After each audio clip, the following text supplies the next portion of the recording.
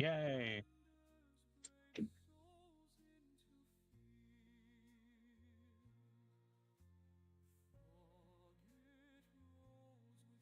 Yeah, he puts on a gray jacket with a blue circle around the sleeve and heads out after wiping off his hands,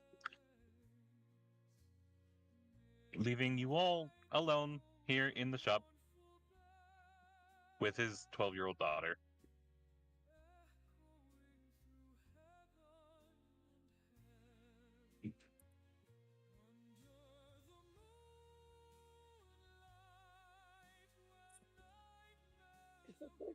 Despite the fact that she's 12 and like seemingly an innocent child, I'm still not going to trust her in any way, shape, or form. So And barely hear you. You're a little muffled, Mel. Yeah. hold on,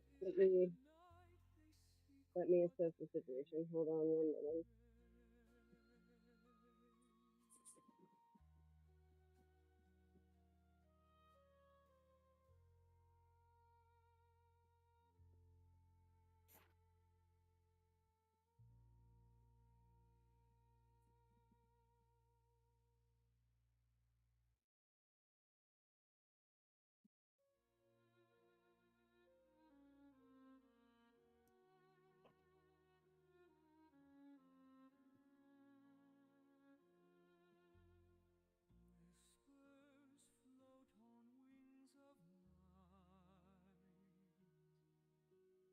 All right.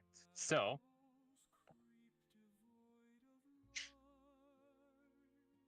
yeah, bit of an info dump for everyone, and now you are Sans the kind of scary butcher.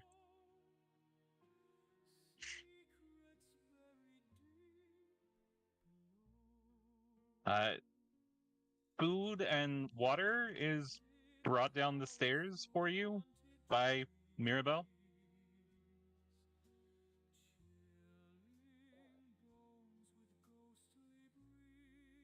You should all try the meat. It's very fantastic.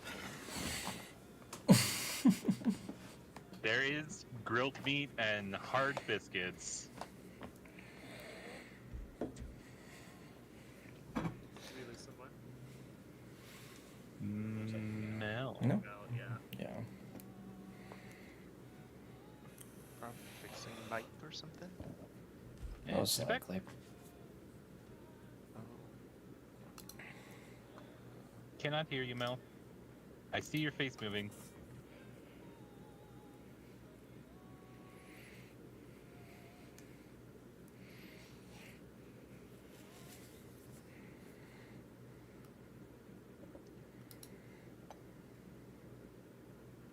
How does that sound? A lot better. Better, yeah.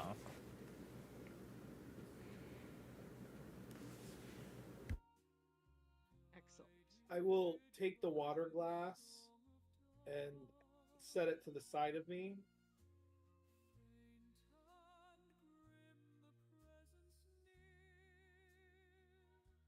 Excellent. She does not linger, just by the way. She brings you the food and water and then heads back upstairs.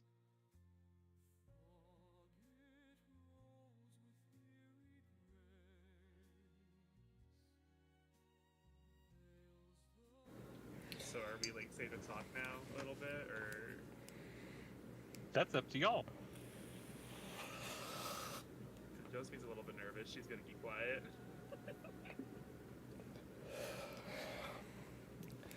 Now, Vexus, going forward, if we're out in public outside of the shop, and I ask you to do something, don't respond with a question. People might think something odd of it. Okay. Curious robot. Love it.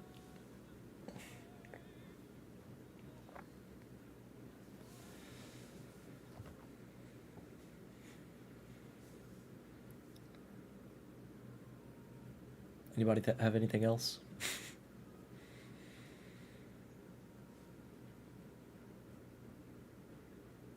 Does no one want to talk?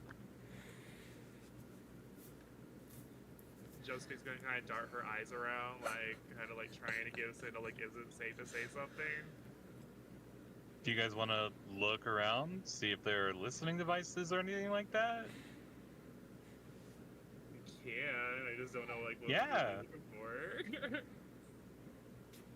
I don't know. She's just like in this foreign land. She doesn't know what's going on. So it's like one of those things. It's like she's just kind of on the leader at this point. That's fair.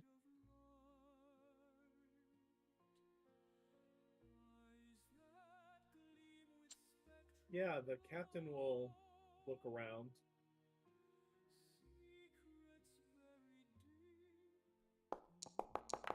I mean, you just found out that the person you're here to rescue is part of the royal family. No one has anything to say. Well, I mean, I want to say something, but like I'm just nervous too. Like I don't know. Okay.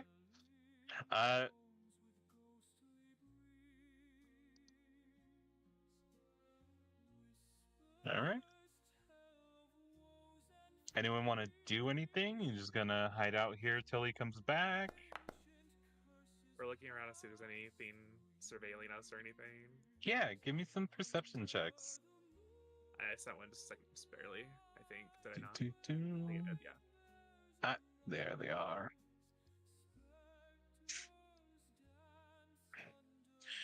You do not actually find any listening devices down here. Or in his shop at all.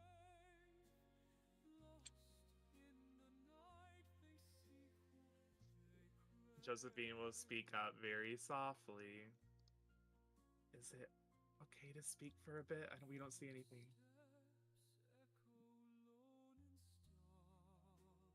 To the humans. As you wish, but consider your words carefully. I worry for what we're about to do.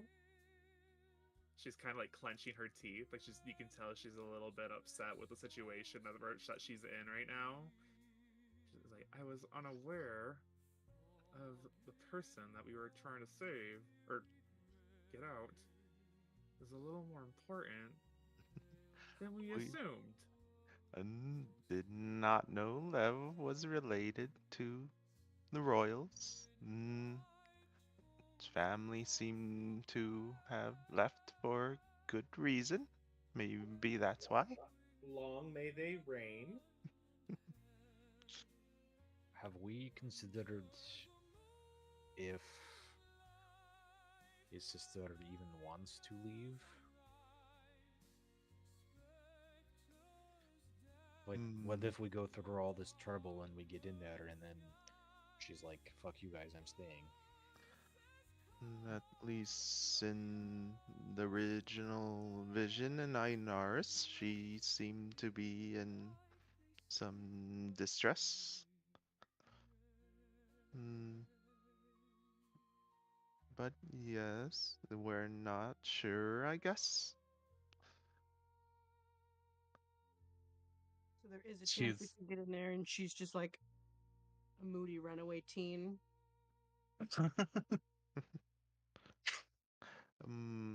Lev and Callie was raised most of their life in Vanguard and Tenater, but not sure why.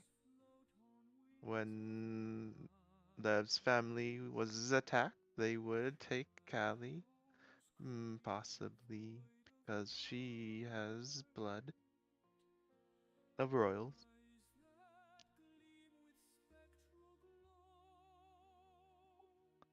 Not to complicate your problems, but I promised to get you in and out. This is another thing entirely.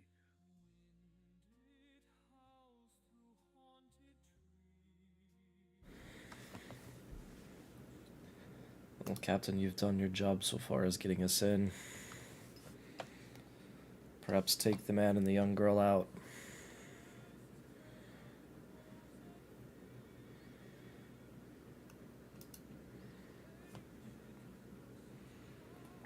I think I'll see how it plays out a little longer. Always nice to be owed a favor by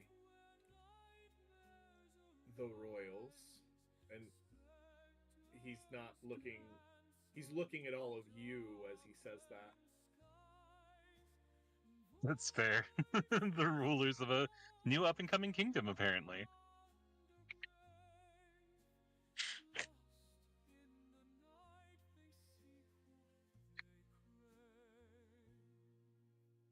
There is a creaking of floorboards with weight being put on them, but not a lot.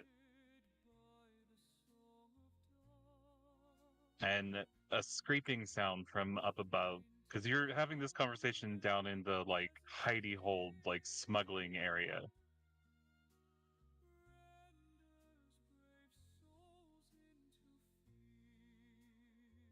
And you hear Mirabelle giving orders to someone. Take that. This is the address it's going to.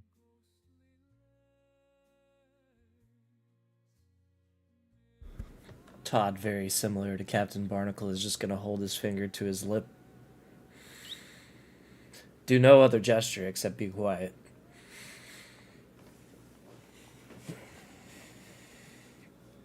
Give me perception checks. To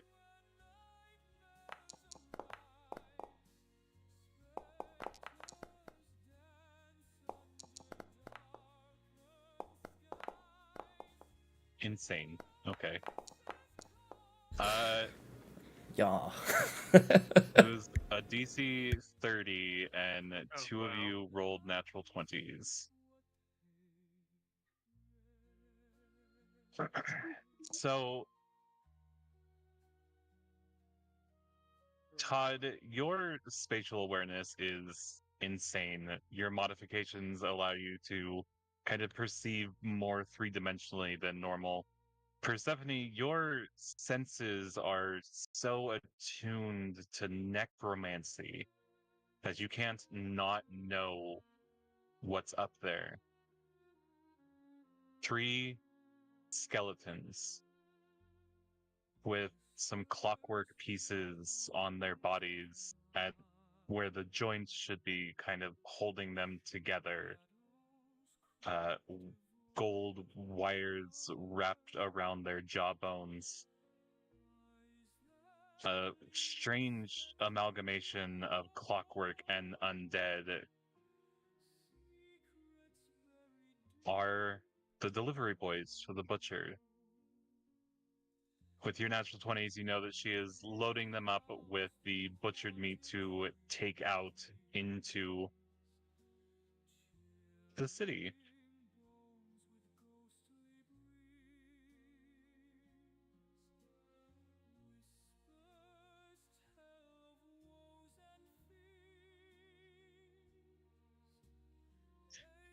Two of the skeletons are normal human size. One is child-sized, but with the natural 20s, I'm gonna you recognize the skull shape on it as halfling.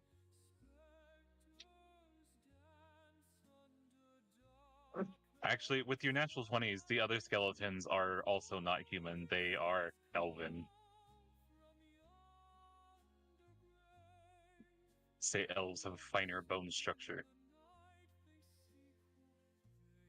Hollow bones like a bird's. That's canon now. It's canon now. Elves have hollow bones. Is that why Josephine dies so quickly? Oh. Ah. It all makes sense now. It's I the don't- bone structure. I don't know that I would think hollow bones when I think Josephine. I don't know. Like, That's why she has to. That's why her and Thangale wear such heavy armor to protect their fragile bones.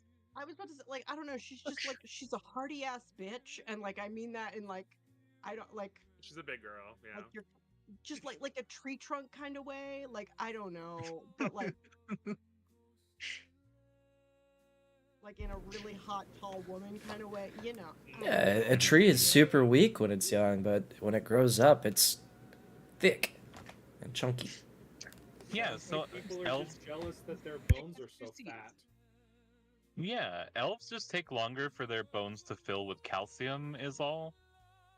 This takes 600 years. It's fine. Yeah, extended lifespans, your physical growth rate is slowed down.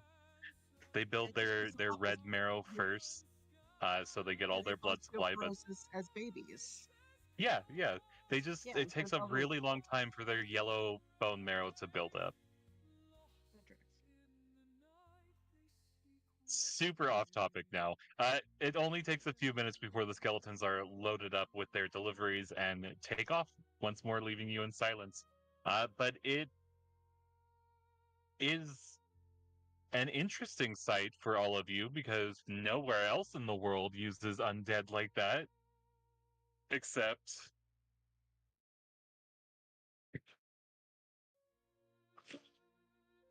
Steingard, of course. Hard labor even after death. Yes.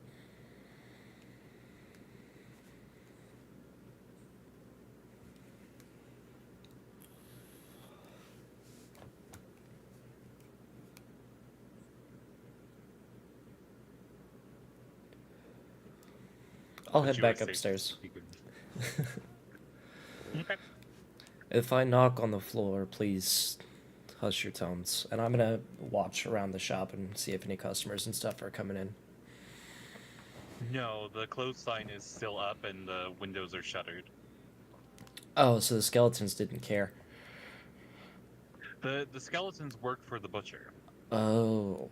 Oh. Yeah, they're making deliveries for him.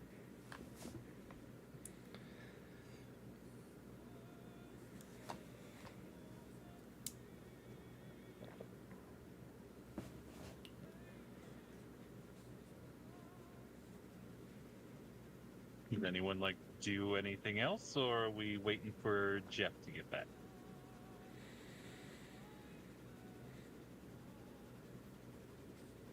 To be honest, seeing piles of bones of people that could very easily be us, I feel like Anemone's, honest to God, too terrified to do anything at this point. Just because she's just a pile of bones. It seems like a very likely scenario where we're at this moment in time. You would be butchered for your meat and then reanimated to serve the city. No thank. But now that we're here and we've already gotten this far, and also having to deal with, or not having to deal with, having to experience Lev's death was one of the most traumatizing things that Anemone as a character and Melissa as a human have ever endured over the course of 4 hours. God, I know. I raked you guys over the coals that episode. I'm really sad we weren't streaming back then. I have not had anything alcoholic to drink in probably 15 years, and that night I was like, I fucking need a drink. I was like, I want a glass of wine or something. I didn't have one because I would have thrown up, but I was like, I wanted a fucking drink. It wasn't technically your fault. Wanted to relapse. It was more or less, it was more Zaraj and Slam's fault, because I don't think either of them rolled above a 10 once in the entire session. Yeah. So because that was the most traumatizing thing we've experienced as characters, I feel like rescuing his sister is worth it. Is worth the shit. Also, we're already here, so I'm just gonna keep my mouth shut, and then hopefully we can get that taken care of. I do think it would be pretty fun to do a mental health check on this one. On which one? What everybody's thinking right now. Yeah, I dig that. Everyone up for doing a little monologue?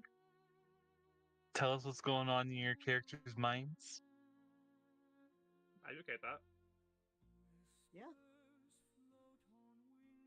Let's start then at the bottom of the list, Zaraj. Oh, What's okay. going on, Vexus? Vexus will be like, oh, this place is pretty efficient. A lot of things are moving pretty quickly, but doesn't seem very fun. Those people don't No. seem to be having fun. Maybe that's why Lev's family left. Ooh, not that much tech. Ooh, if they use technology, more of this Magitech would help here. It's kinda weird. Lev's royal, apparently. Don't know why. Don't know what that really means, though. Isn't Josephine royal? Does that mean Lev and Josephine are related? I don't know.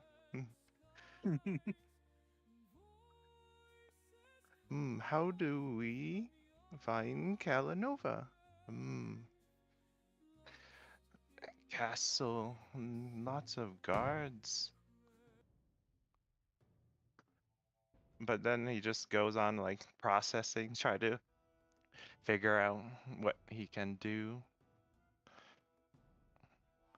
And yeah, and just spirals into random thoughts in parallel about what he saw so far in the hegemony, ways he could try to save Kalanova if Kalanova is gonna accept.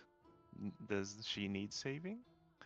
The Einar's vision was kind of vague at points. Not sure if that might be truthful. But yeah, I think that's the gist of what Vexus has been dealing with throughout this journey. The shitty part about prophecy is that free will and choice still exist, so prophecies don't always end up being true. They're just one possibility. And they're left for interpretation as well. Mm-hmm.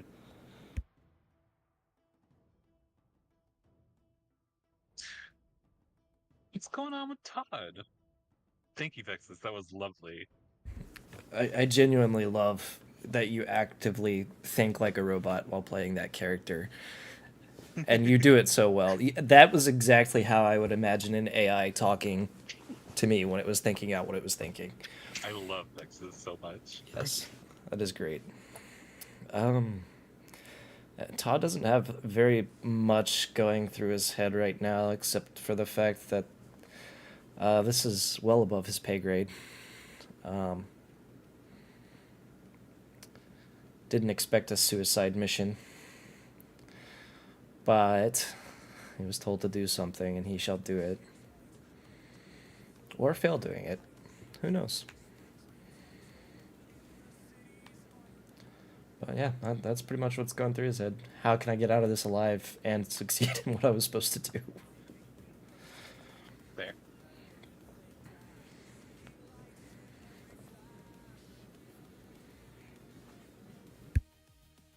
Very on target for Todd.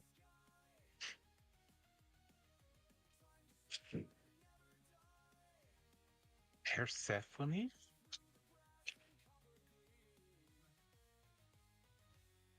I think Seth has quite a few emotions that quickly run through her once she realizes that the skeletons were there, and after understanding everything that the mission's now going to entail, she probably sat clenching her jaw and white knuckling her fists upon the realization of the skeletons and the greater implications of what that means to the city and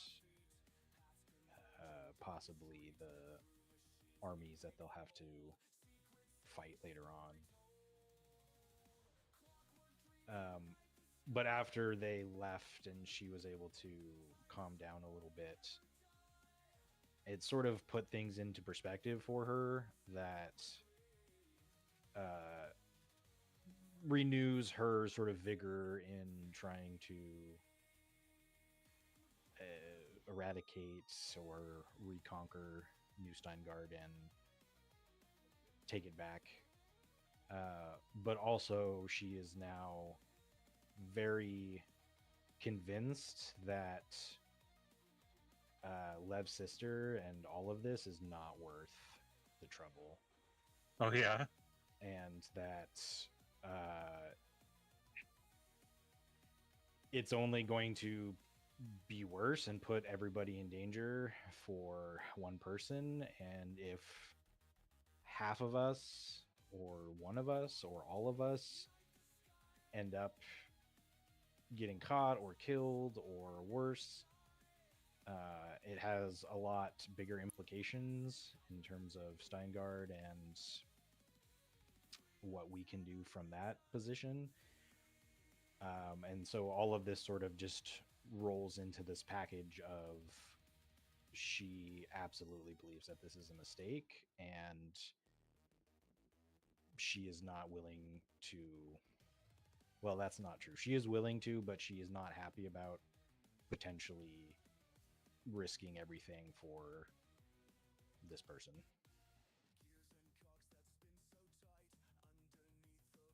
Who your only connection to is long dead. Except for Vexus.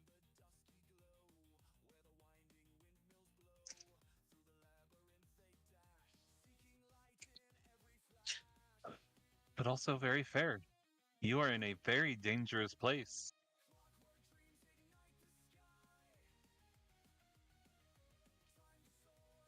Pandora, what's going on with Josephine? So Josephine in the beginning was very much on board with this mission. You know, she's pretty confident in her abilities to, you know, defend herself if needed.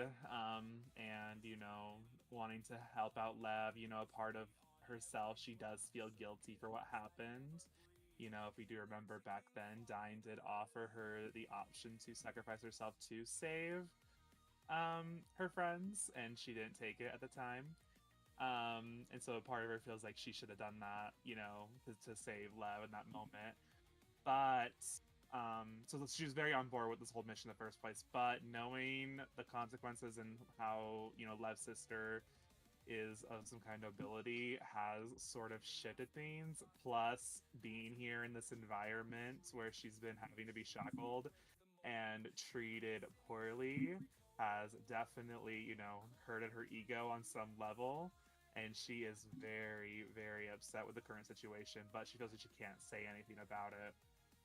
So she's very conflicted right now about what she should do. She should tell everyone that we need to get out of here, but, you know, risk hurting Vexus, or continue the mission and possibly not fulfill her future that she plans for herself.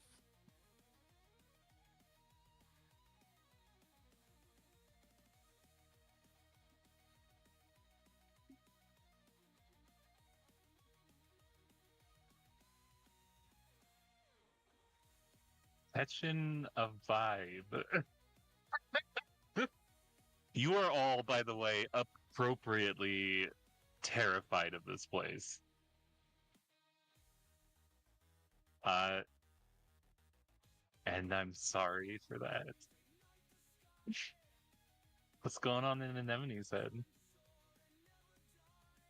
Oh yeah, she's just, I mean, much like her, her friends here, she's done well in a lot of ways. Like being here and like basically everything that's happened since they've left Steingard is like terrifying, but like in a like deeply existential way, I guess. Like it's like when we're in Steingard, we're perpetually in danger, but like the danger that we are in is like rated E for everyone. It's kind of like, oh yeah, like we're killing everything because we're like mindless killing things. That's what we do. And like here, like since we've left, like first we killed the dragons, but like everybody that we met was like, oh yeah, we're at war with the dragons. And so like that really fucked with her head already, because like she thought most of the dragons were like good, like this was like, I don't know, this was like a whole nother thing. And now she's here, and like even being a gnome is not safe, and just like she might become a pile of bones just for being a gnome. So a lot of this is like just she's having a low grade existential crisis, but obviously can't kind of have all of that right here, right now. But mostly just staying quiet and trying not to die. But yeah, I don't even at this point, I think she's thinking not with her whole brain at this point, and she's like, oh yeah, let's just fucking do this. Part of her, I think, wants to just maybe burn this place down a little bit, and maybe if like freeing Led's sister gives them the opportunity to do that. But also, I just don't think that she's even being remotely rational. So she's definitely not thinking about how dangerous this place might actually be for like all of the political reasons and things that Steph's thinking about. So if you were to ask her, she would be like, I'm game, but it's definitely not. If she was actually like with it, she would not be, but she's going through some shit right now.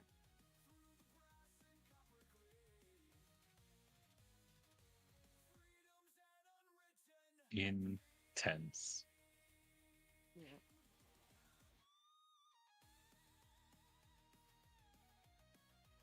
How about Captain Barnacle?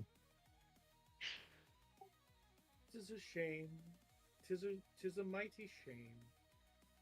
Keep the lie believable. Keep the lie believable.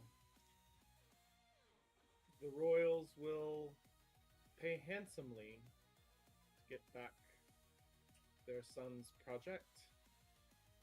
Just make sure you don't fall on the bad side of the deal. Tis a shame. Tis a shame. They seem like nice folks.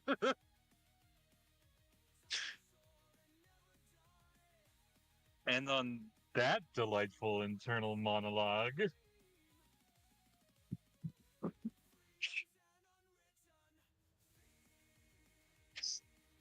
Jeffrey returns. He doesn't immediately come down. Unless there was something else with RJ that felt complete. No, I feel like that does it. Yeah, pirate.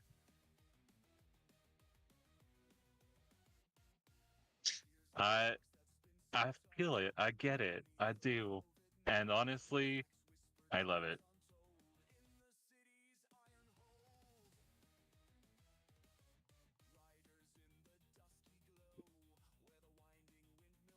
Jeffrey returns. Todd is, I assume, still upstairs, kind of keeping watch.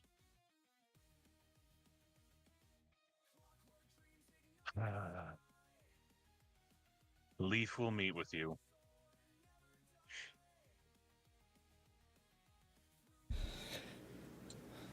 That'd be this evening or tomorrow. This evening.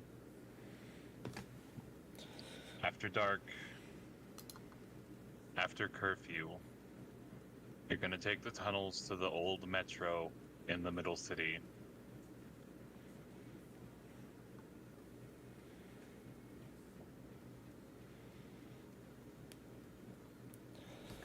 The Leaf tunnels. is the new leader of the resistance.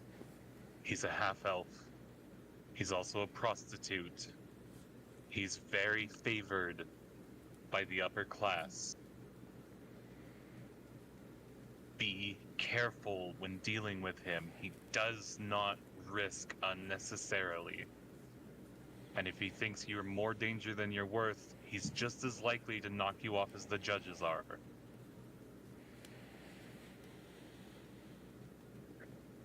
Understood. I'll be careful.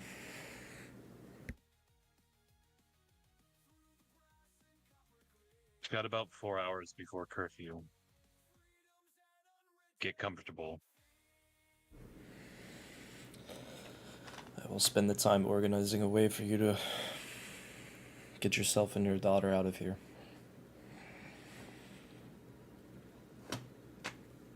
Yeah. think there's one last thing. A little bit of exposition that I want to offer. Because you're not getting them out tonight, and he's gonna put his daughter to bed. And one of the few ways that you can put a child to bed is by telling them a bedtime story.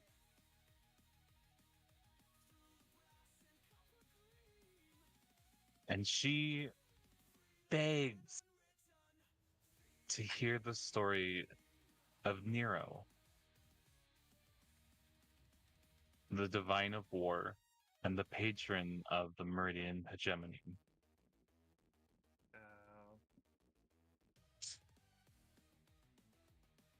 Jeffrey settles her down. Hush. The story's never been about Nero. I will tell you the birth of Naya, who on the blood-red sands of the sanguine shores, where the tide crashed against the land in endless thunderous roars, the air crackled with anticipation. This foreboding stretch of coastline lay marked by the remnants of fierce battles fought long ago. It's here that the ocean wept for the fallen, its waves carrying the echoes of war. And it was within this crucible of conflict that the divine war Naya was born. As the sun dipped beneath the bloodied horizon, staining the sky shades of crimson and gold, the sea swelled with an unquenchable energy. From these depths, powerful force began to stir. Energy forged from the battles of mortals and the relentless drive for conquest. Naya, envisioned by the universe as an embodiment of prowess with weapon and skill, fueled by ambition. It was an eon that they were conceived within this raging sea. A result of the collective dreams of warriors who sought glory and dominion. It is said that their heartbeat was the cadence of 1,000 drums, each pulse signaling the impending birth of a ruler over war and ambition and pride. As the darkness enveloped those shores, the waves broke upon the blood-red shoals. The oceans churned violently. Naya's first sense is war. A potential to violence exists in all beings. And that seed, when stirred to full conflict, fed the infant divine in its womb. With a cataclysmic eruption, they broke free from the depths, emerging from that salty abyss in a tempest of fury and brilliance. Drenched in the ocean's wine-dark waters, rising to stand upon these sanguine shores that would become the divine's realm. A magnificent figure clad in armor glistening like dirty gold, running with rivulets of spilled blood. A presence marked by an aura of absolute sovereignty and power. The divine's arrival shook the foundations of Elthea. And as the divine stepped onto the sands of the shore, they trembled beneath their steps. Each move a declaration of intent. The ocean rose and crashed, recognizing and respecting the divine, slamming against its armored feet like an eager army flooding to follow its general. Every breath drew in the essence of ambition. In the air surrounding the divine and the rising tide of the armies filled with the scent of iron and fire, the promise of battles yet to unfold. Naya felt the weight of the past, the cries of the fallen, the cries of glory unclaimed, and the ambition that fueled warriors to rise against one another. The divine raised a bloodied hand to the sky, summoning the storms of war to heed a clarion call. Lightning flashed across the heavens, illuminating the divine as the breath of authority was established. From blood we rise, the divine proclaimed, their voice booming like thunder. I bring forth the fires of ambition that will reshape the world. Let the banners of war unfurl, for we are given sovereignty of all. The land reacted to this proclamation, erupting with ominous clouds swirling above. Thunder rumbled in response to the divine's presence. The sea howled with fervor. With the birth of Naya, the fabric of reality shifted. The seeds of conflict within the hearts of people igniting a relentless drive to conquer and to rule. The divine's warriors took shape. Not just fighters, but visions of strength and determination, undeterred by the confines of their past. They carry the divine's banner and ascend to greatness in Naya's name.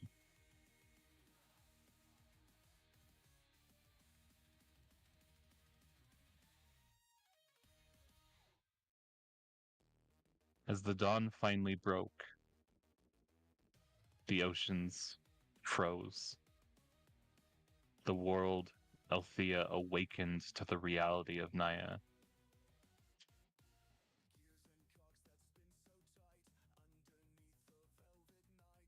And the birth of Meridian, the way.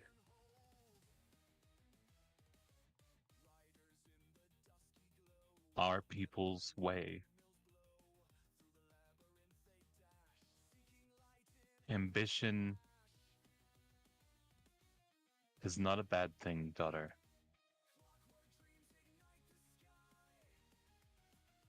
Those with ambition, but lacking in compassion, are what have turned us into what we are now.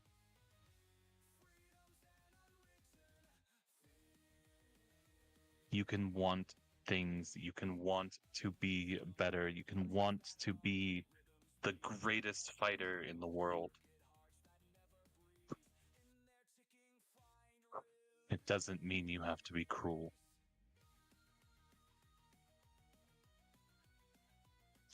And with that, he kisses his daughter on the forehead, and she goes to sleep. Now we're gonna go ahead and go to our break here.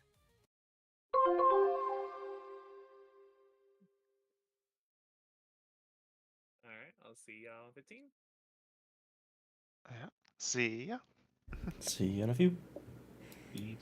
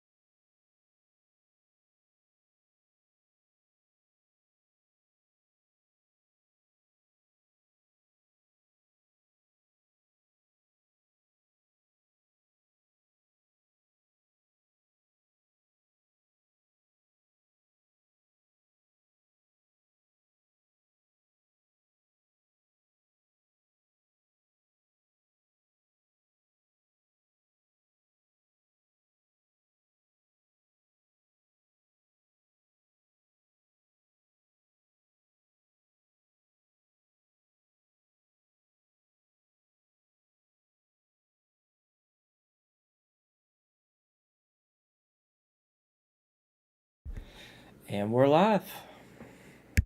Welcome back, everyone. Delightful little bit of exposition there before our break. You all have a couple of hours before you are supposed to meet Leaf, which is Lief, by the way.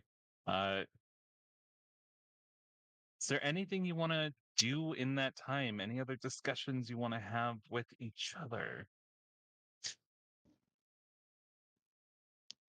I heard Jeff mention something about tunnels. Mm-hmm. How are we going to access those? He has so the tunnels that he's referring to are sewer tunnels, which are not patrolled by the scions of Nero.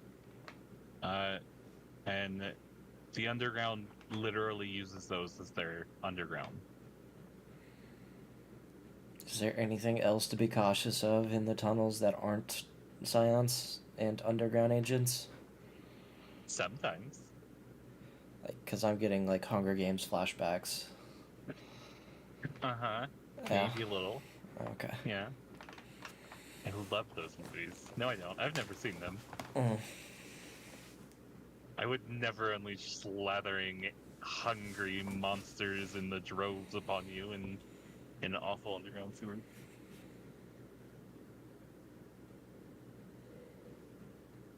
Back.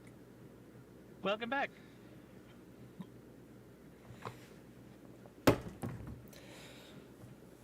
Yeah, I'm gonna go find some cloth to plug my nose with. Yeah, the sewers here are going to be terrible.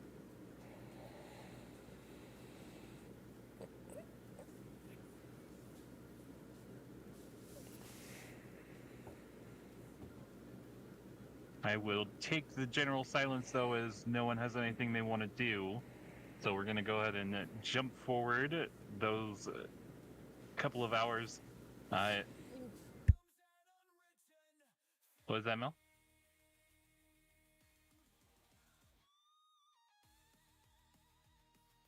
Nothing? Okay.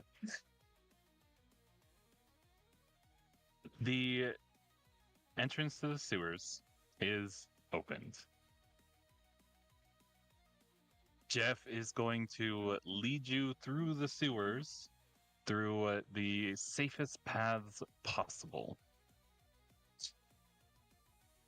Actually, before we leave You son of a bitch. Jeff's house, Yes, go ahead. Persephone will look at him as we're like leaving and ask him, why do you stay here? You and your daughter.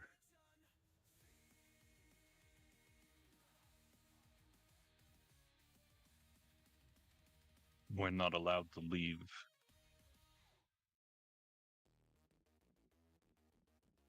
She would just sort of shake her head in probably confirmation of something that she had already thought, and then she'll leave. Oh, you mean how all of these people have literally been trapped in prisons of their own mind? I mean, Yeah. the question was to get him to explain it in his own way without any preface or underlying context.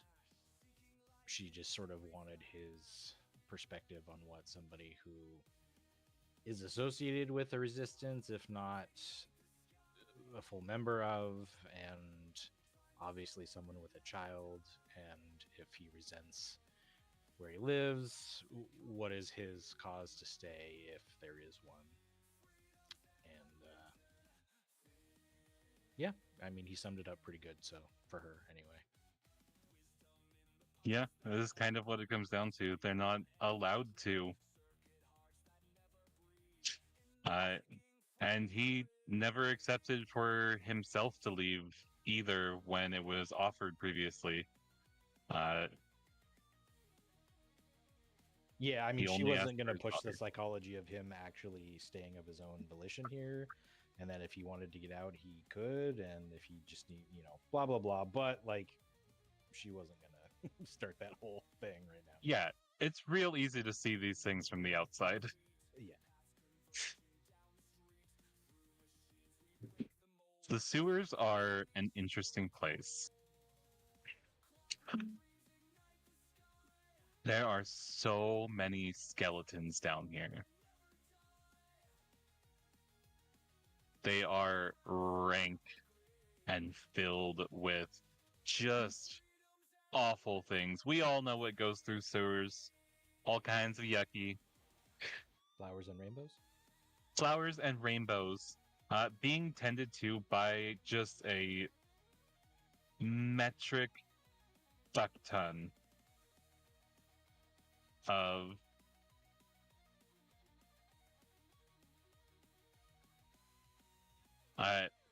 my mic was also muted. Son of a bitch. The group has gone into the sewers.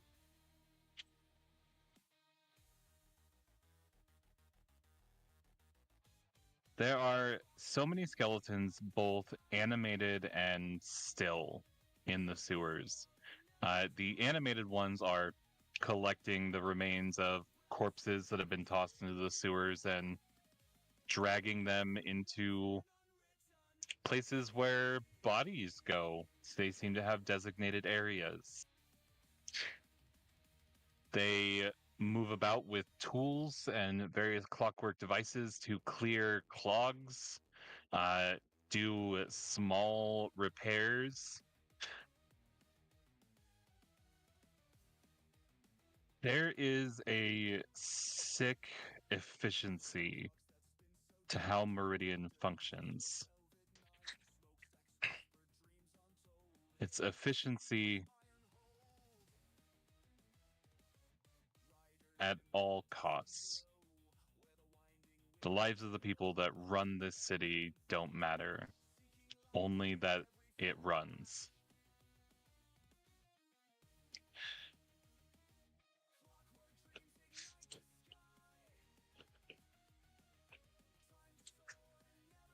I'm gonna roll.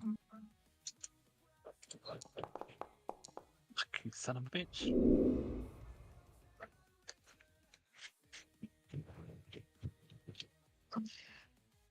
It is okay. It has consistently been a DC 16 to avoid random encounters here, and I have rolled a 16 twice now. Somehow, your treks through the sewers are uninterrupted. Well, since check Twitch. Oh, someone gave me a reroll. Boop, boop, boop. Nope, that's a D12. Are you fucking kidding me? So it was just really nice stroll. Seth is just dancing, high-fiving all the skeletons as we go by. They just like cleedle clacking and like okay. Cool. The skeletons have murdered all of the monsters in this area of the sewers, and you make it to the abandoned metro station unimpeded. The sewers open up into an underground tunnel system where there are underground trains. It's not quite like subway levels of trains. It is a subway, but they're not good subways, and many of them are broken down and abandoned along with trains. There is no power in this area that you're being led to. It is dark and ominous, and this music is not appropriate to it. There's kind of a dilapidated, kind of falling apart, like underground building that Jeff just kind of points at. He's gonna meet you in there. Assuming you survive this, Mirabelle will be ready to go. He points a finger at you, Todd. You need to get her out.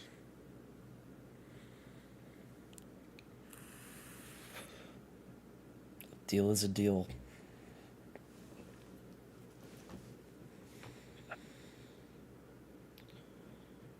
He nods, turns, and heads back the way he came.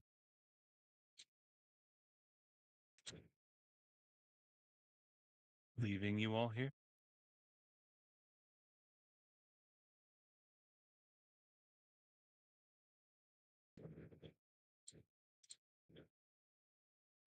Y'all take me to such interesting places.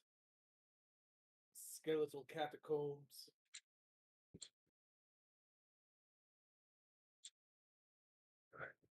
Would you rather be here or in a dragon's lair? That Honestly, depends. How much gold is in the dragon's lair? You're being paid handsomely. Don't act like you're not. I use the right of it.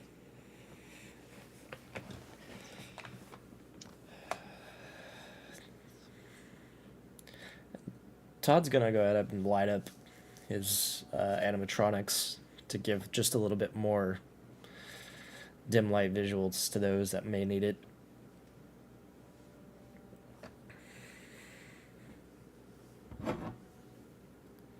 The glow from your... Did you say animatronics, not cybernetics? Cybernetics, that's the word. Okay, this is Opens make sure I up. heard that right. I'm playing Five Nights at Freddy's, Just one of the- guys. It's One of okay. the dinosaurs from the original Jurassic Parks. What are you playing? Five Nights at Freddy's, the animatronics horror game. Oh, Yeah. It is kind of spooky like that up in here. Like, there's like a flickering light bulb that's getting like haphazard power to it and stuff. The same goes as A bit of- upstairs. Just keep your heads down and stay quiet.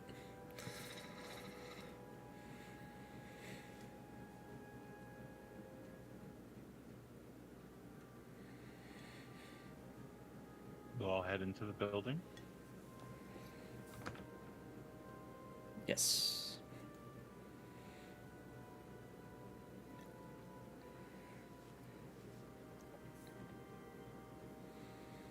The Metro Link station is falling apart. There's broken benches that have fallen apart from lack of use.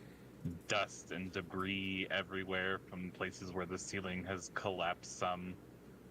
Exposed wires. There clearly used to be electricity fully running to this place at some point in the past. All of it, though, is background chatter to the man sitting on the counter across the way. You're interrupting exposition, will you? Would be good?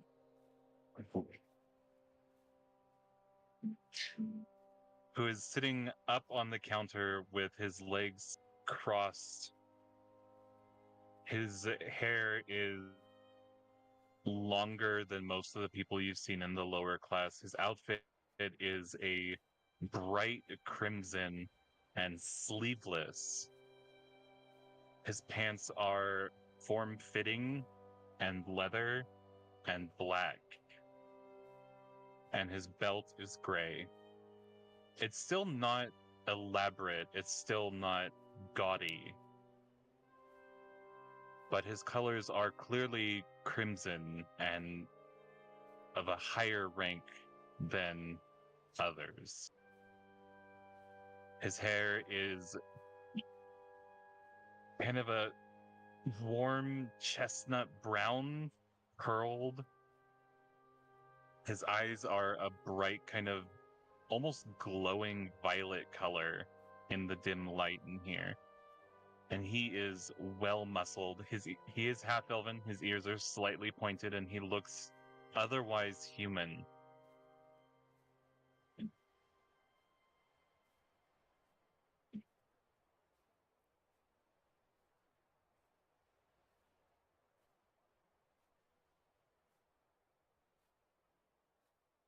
Welcome.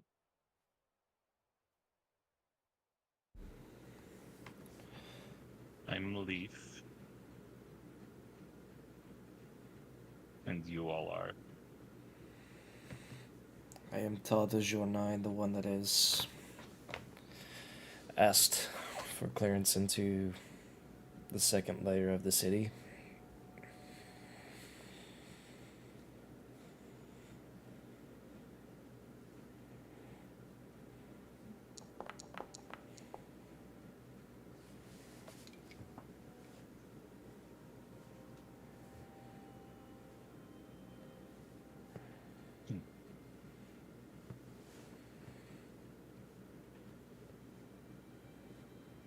And who are your friends? Slaves to be sold, and the shipwright who got me here. He kind of leans back and snaps a finger, and flames appear every few feet in the room, fully illuminating it in prismatic color. If they were just slaves, you wouldn't need my help, Todd, Azure 9. And Azure would have free access to the upper city. Some people like to act more discreetly. Those people don't need my help. So introduce me to everyone. Or our business ends here. Todd's gonna motion to the rest of the party.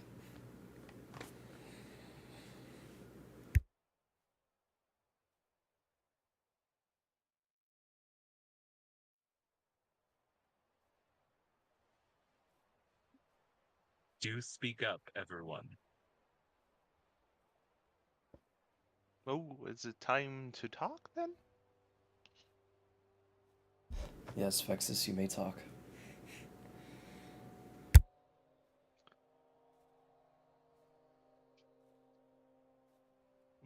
Hello, I'm Vexus.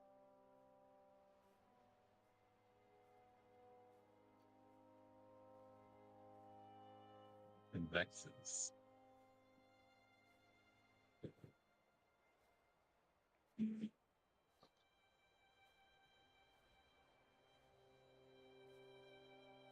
Josephine. Seth. Anemone.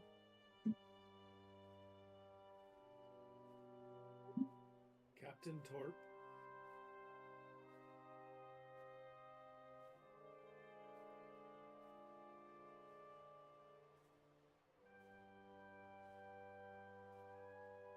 Where are you all from?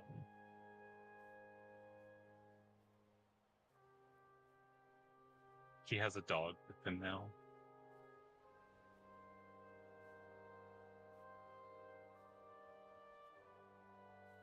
Because you're not from here.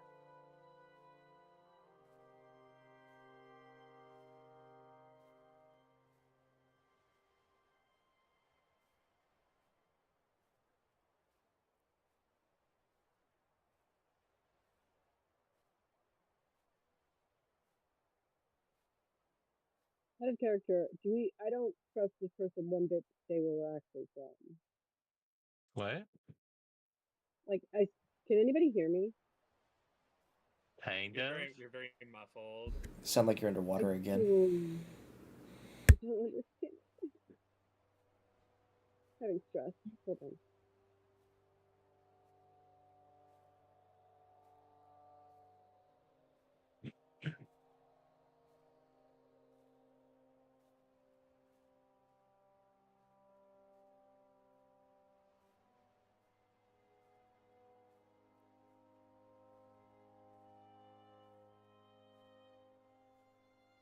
And where can I sneak you all in?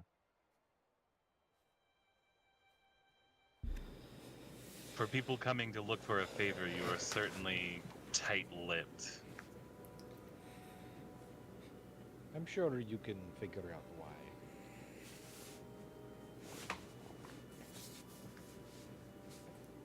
All I know is that one of my tertiary agents mentioned something about sneaking you into the palace, Well, I wouldn't go which as is far to say the palace, but somewhere near it would be appropriate. you want to kidnap a member of the imperial family. Excuse me, liberate a member of the imperial family. That means getting you into the palace. And while that's possible, I'm gonna need some of you to start talking. Would it be easier for you to bring that person to us here, or maybe a little closer?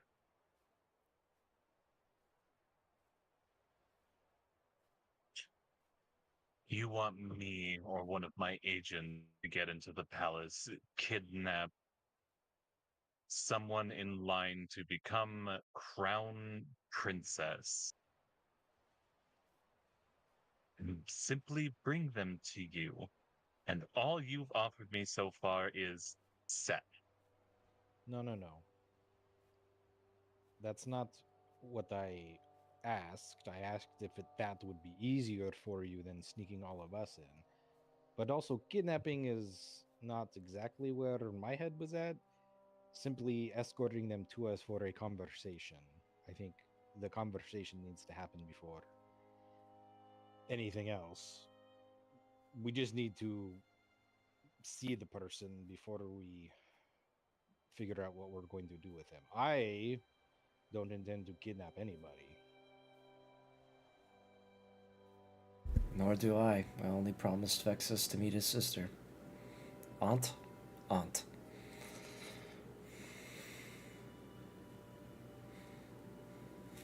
That's a machine.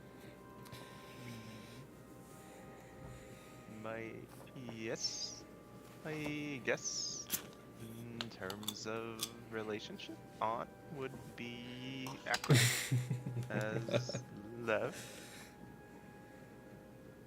is Kalanova's sister or brother, and he created me, so I guess I am sort of an offspring? Maybe.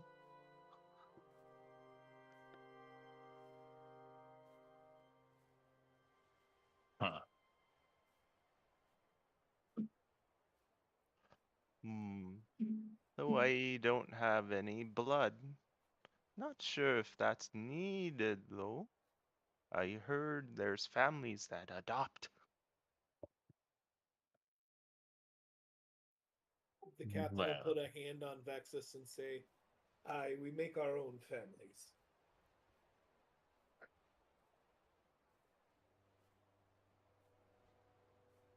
what's Lab's full name?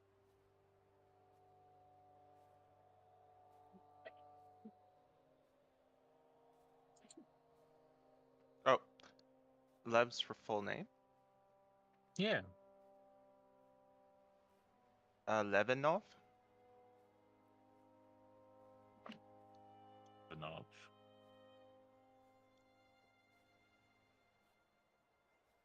Is that right? He's dead. Hmm. Sadly so.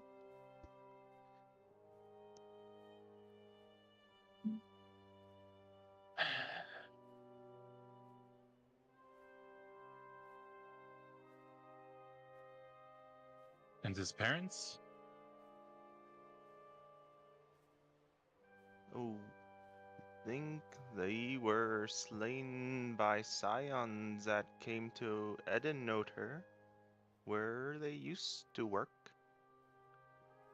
after they escaped the Vanguard. I know. I helped them escape.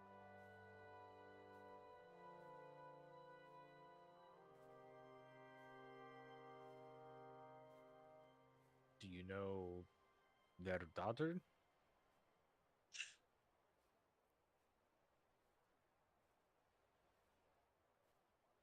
don't know her personally.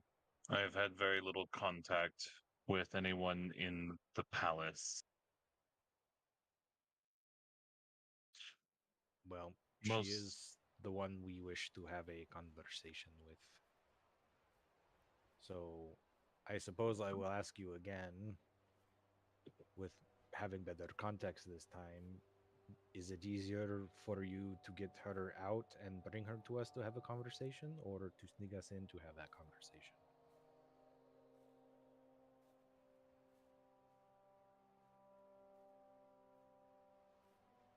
A genuine question. I'm not trying to insult your intelligence or capabilities. I don't know which one would no, be I easier for you. understand. I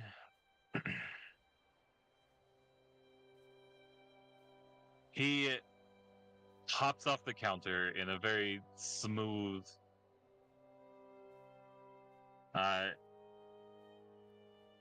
everything about the way he moves is practice. It's sensual and evocative. Everything about him is meant to incite emotion of some kind. The scent that comes off him as he moves, stirring up the air in here, is, for those of you that can smell, anyways, is different for each of you.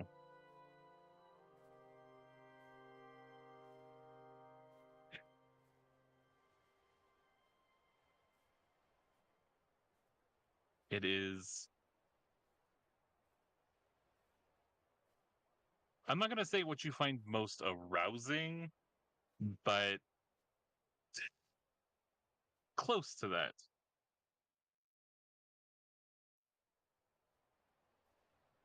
I am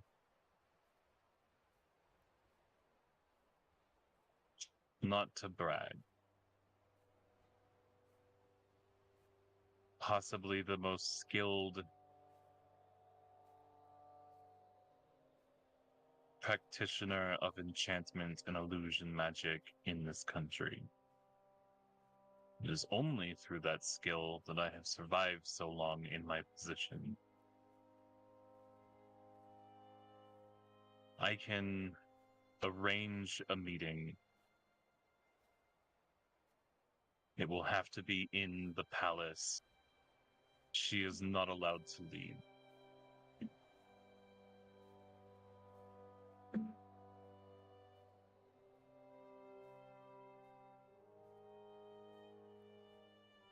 I can get you in.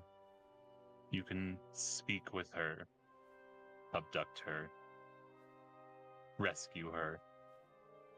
I do not know if she is here of her own accord or not. The Empress would have us all believe that she is, for no one turns against the imperial family. So I cannot guarantee the reception you will find. Do we have an exit plan as well?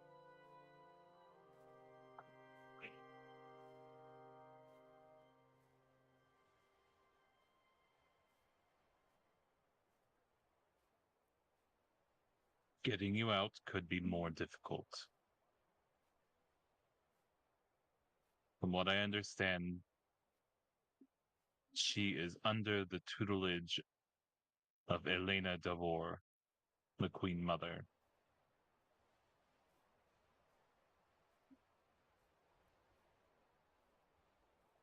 Who is Archmage of the Sorrow Weavers.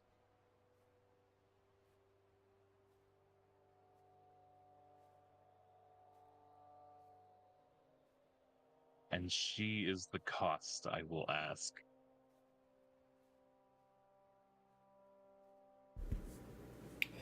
Cost as in you want her dead.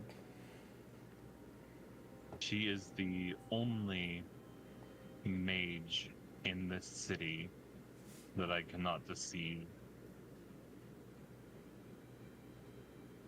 She is a roadblock to the resistance.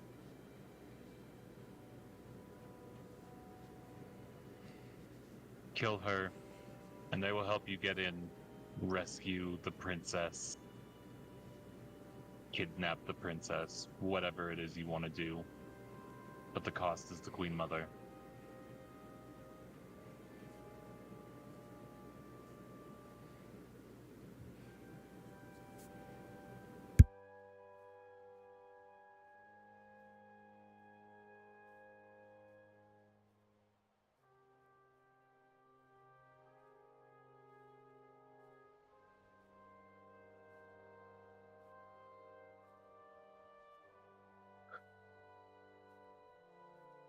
Are we able to discuss this really quick?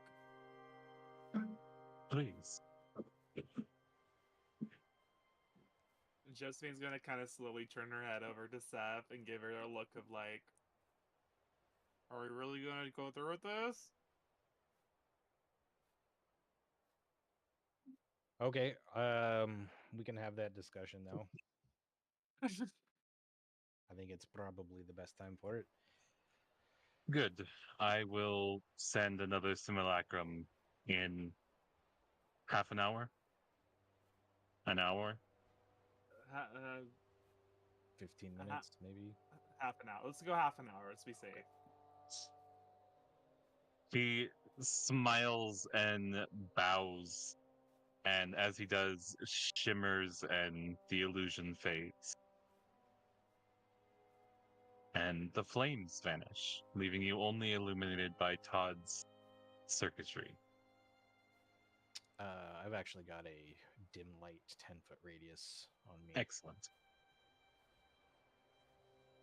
at most times.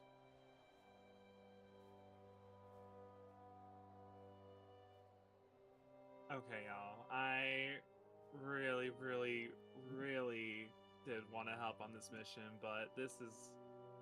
I'm sorry. I don't know if this is smart for us to go any further. I don't know if trying to kill an archmage here in the town is anything that we should be even trying. Like, am I the only person that feels like this right now? No, not at all. I am not willing to risk exacerbating the war and having them turn their eyes directly on us by assassinating their highest archmage. If we could even get in there, kill her, speak to the daughter, she agrees to come, we sneak out and make it back to Newstein Garden with no other problems. That's still like that's best case scenario here, right? That's I think that's a bad choice. I don't think we should attempt that, let alone the repercussions that will come from killing her.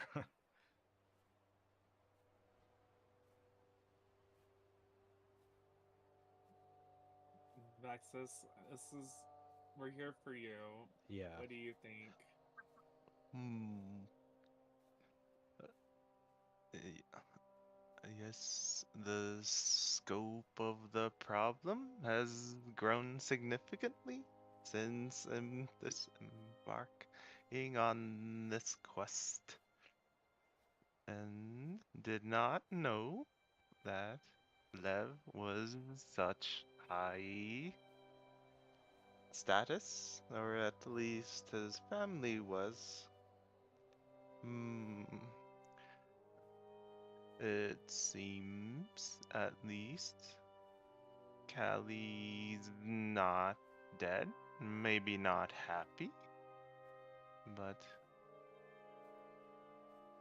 if we can't get her out, would at least like to speak, at least tell her about Lev. But if you believe this is too much, then we can put this on hold for later. Maybe once we're stronger, once our nation has more leverage, maybe we talk further. Maybe we find more. things, learn more knowledge, gain more. I think I agree. I think we got valuable intel, but I think we're getting too close where we can't go any further without risking everything. So I was thinking about perhaps seeing what Leaf would be able to do in getting us something of a personal effect of Callie's that we may be able to use to communicate with her or scry upon her at a later time. But Vexus, can you make one of those images things that talk to people and like record it for to maybe give to Leave to deliver it to her? That way we can get a message to her of whatever you wanted to tell her about Lev. I could. Bit of metal, bit of wood.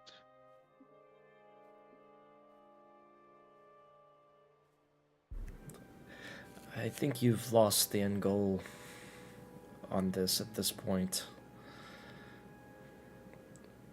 You came initially to rescue a friend, and you've now been offered the chance to give the revolution of this country that you deem unworthy to rule the upper hand.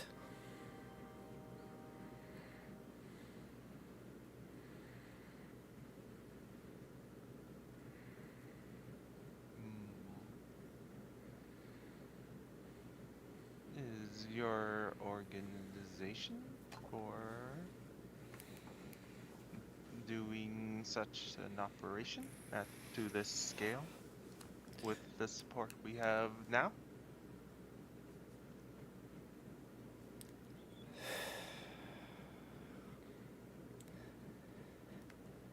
My task has been laid forth before me. Helping you complete it is the end goal. I will not implicate my organization in it.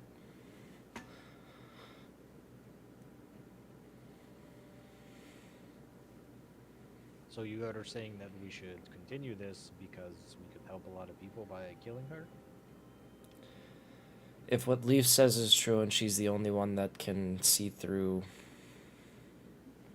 his charades, you would give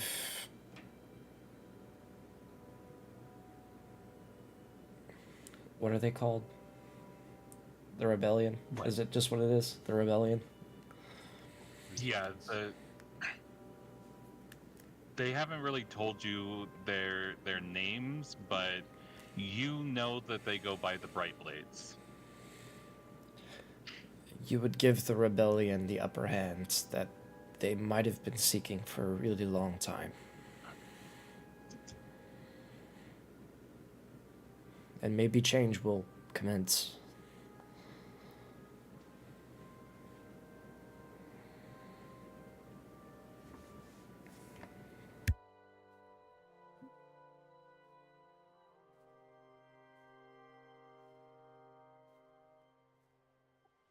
I don't want to step into a family affair, but Todd has the right of it.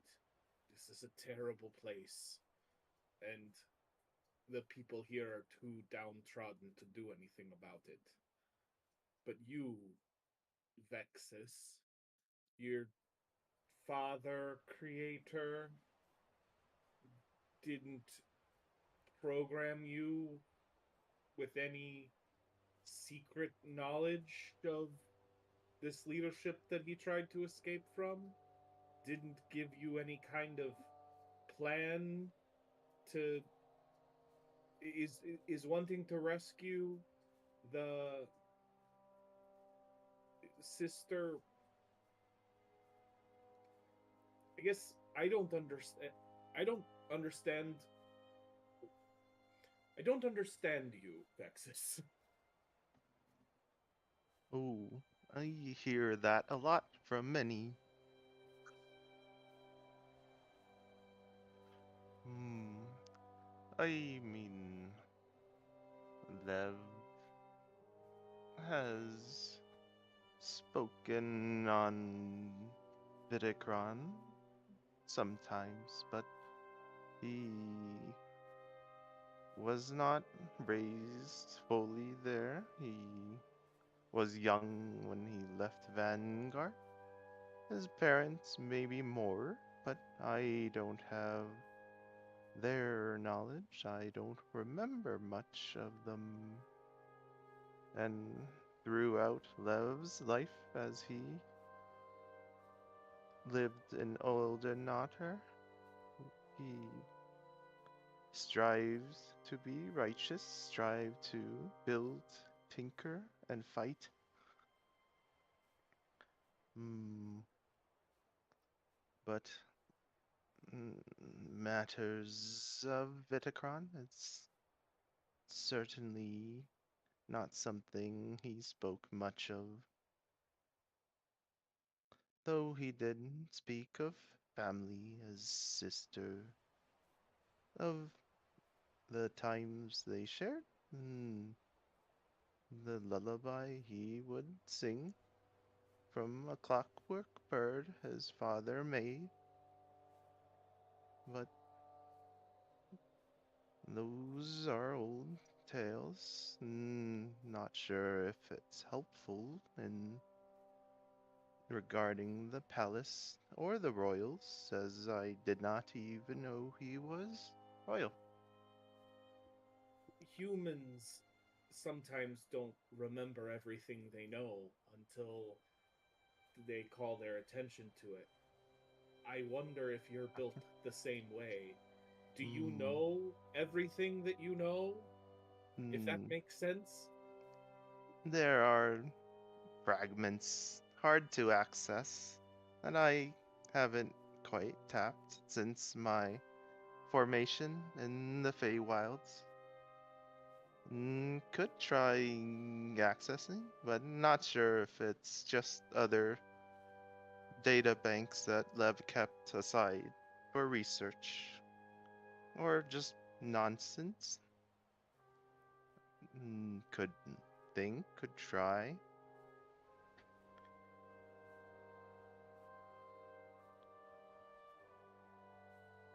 As captain, I try only to make decisions when I'm sure I have all the facts.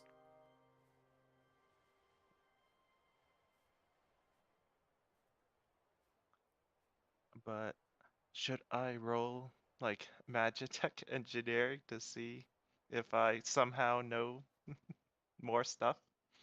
So you have about 2 minutes before Leaf reappears because you only asked for 15. Did I say 30 to be safe? Yeah. Josephine did say 30 to be safe.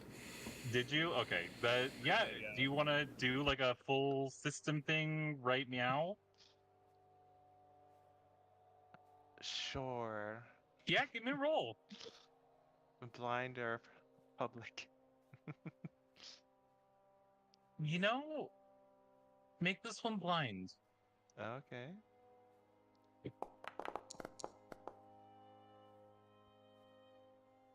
Yeah, Vexus will just kind of enter kind of a stasis as lights glows and his various tree roots are kind of shaking, processing as he's diving deeper into his data banks, into his neural aonite networks.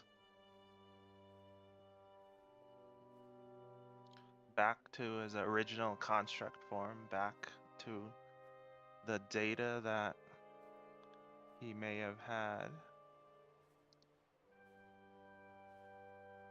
when he was Lev's original horse construct innovation, back when he was originally a toy clockwork horse toy that his father made. But yeah. There were blank spots in your memory, as you recall, that you couldn't access yet. You haven't really tried accessing them since then. You dive back into those now.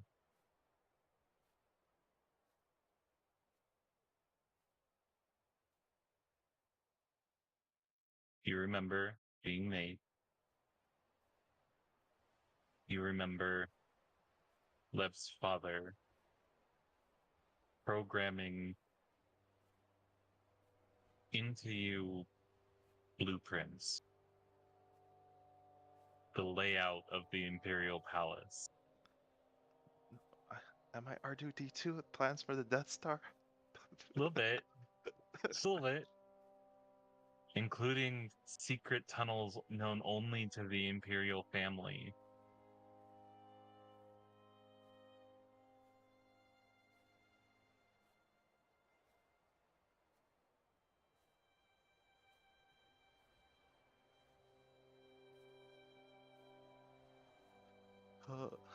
Oh. Oh. Very interesting. Didn't know I had that.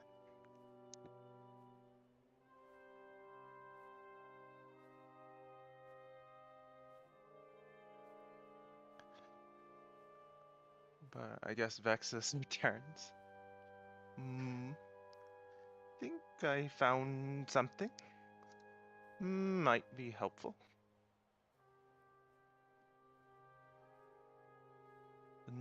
Think I got blueprints. Passageways for royals. Think Lev's father put them in me. Not sure why though.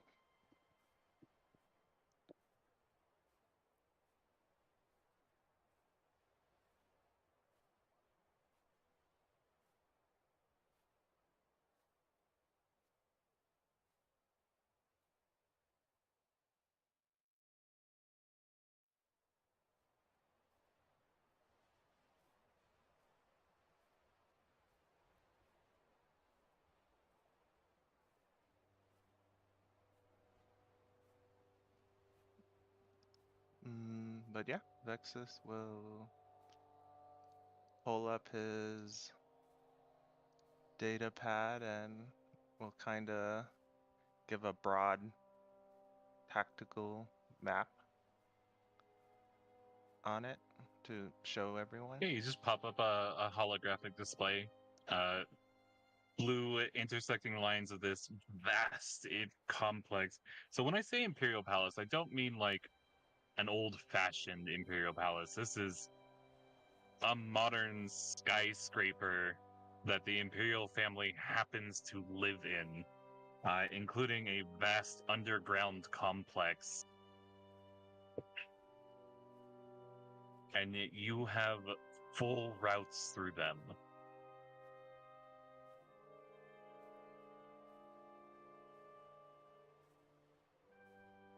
Vex is a secret cult. I like that.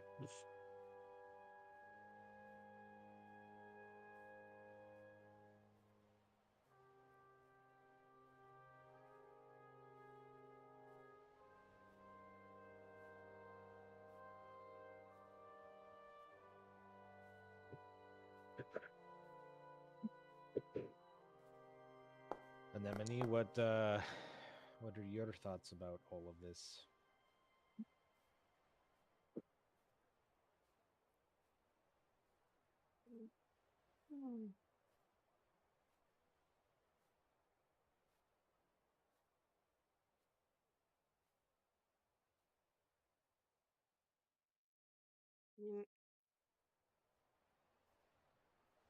I mean, again, I want to help, but I really also I just want to get us out of here and get us back to Steingard as quickly as possible. So kind of whatever we have to do to make that happen. I'm not trying to be a massive active participant in anything right now because everything feels very dangerous here, but yeah.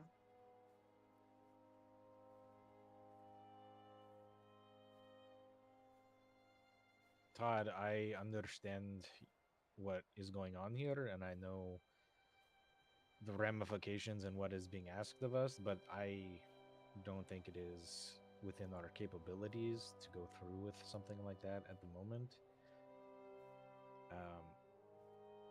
But I think we should always keep it in the back of our mind and maybe try to continue to gather some intel and information and then return when we are better prepared and, as Vex said, a bit stronger.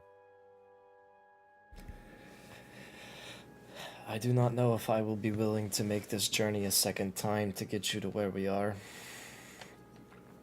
Yeah, no, that's understandable. Do you have a boss outside of this particular mission? You met my boss, the president of Vanguard. She spoke directly to you on that hologram. Yeah, I guess what I'm asking is, are you like forever employed with them, or like after this mission is done, maybe you're free to like come hang out with us for a little while and meet Vanguard?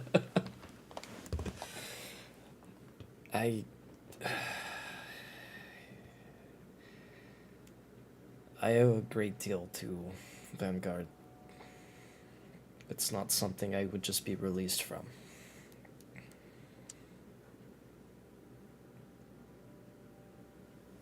So, are you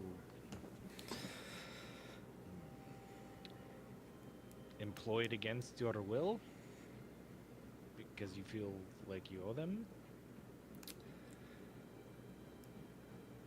The modifications that they have given my person are quite extreme and expensive. And they weren't done unwillingly. It was an offer of servitude, which I plan to keep. Inonsuo does not enjoy using terms like servitude or anything like that. You are technically working off a debt for the corporation. Yeah, injured servitude, that's what that is. Well, you're also gainfully employed. Like, you're paid. They don't just take all of your money or anything like that. They take an okay amount. They might let you go if you want to pay them some other way. I mean, being an adventurer, honestly, you make bank. So long as you're able to pay what you owe for your modifications, you don't have to work for them. How much do you owe? How much left do you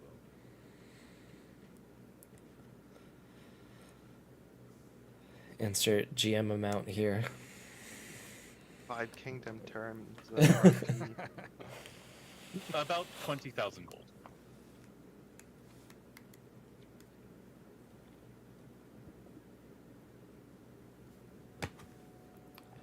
It's a goodly amount.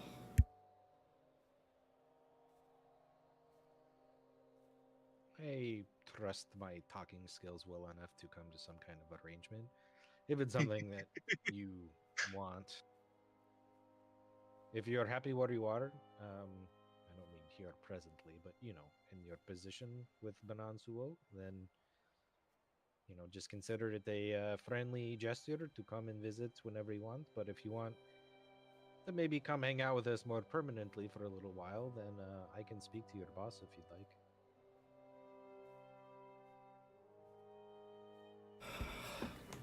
I will talk with her as soon as we get done with this mission.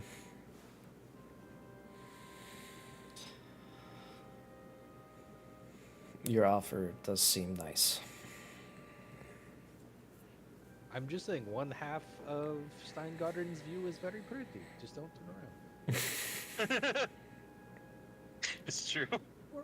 We're working on it. Like, it will get better. It just is going to take us a minute. My fear is your location is extremely close to here.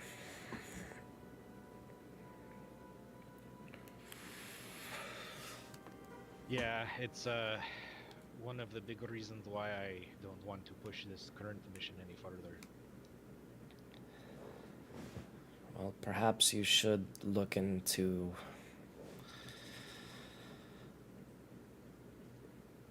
what Miss Riversong had offered previously. It would at least back you on one end. They'd be less likely to go up against the entire Vanguard industry and beyond Suo.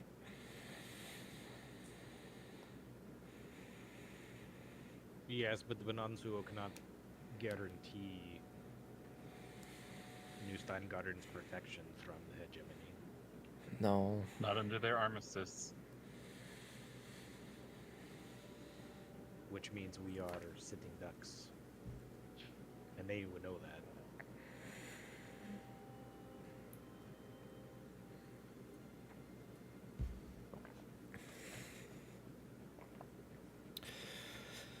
Well, for the meantime, let's focus on leaving here alive. Agreed. I don't like being down here any longer than I have to. Well, to save face, we at least have to stay here as long as the rebellion leader has to come back at some point, yes? And what if he brings a trap to us? Perhaps better just sneak out before he returns.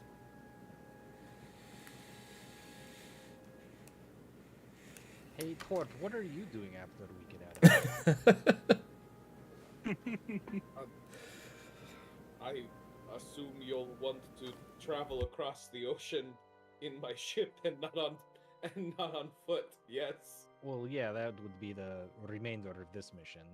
I meant after. I thought I would take you up on your offer to come sail on your ports. I know the crew appreciate your taste in movies.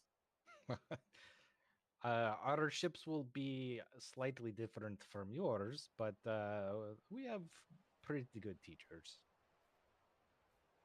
I heard someone mentioned fishing, a strange notion, and Oh, one yeah. I wish to partake of. We have actual boats too. The finest boats in all the land, actually. I would accept your offer with grace. We always need another port. All right, so are we sneaking out before Leaf comes back, or are we No. waiting for him to come back? At least Seth's not. Okay, because we are a little past half an hour at this point with this conversation, and a new image of Leaf appears in the room.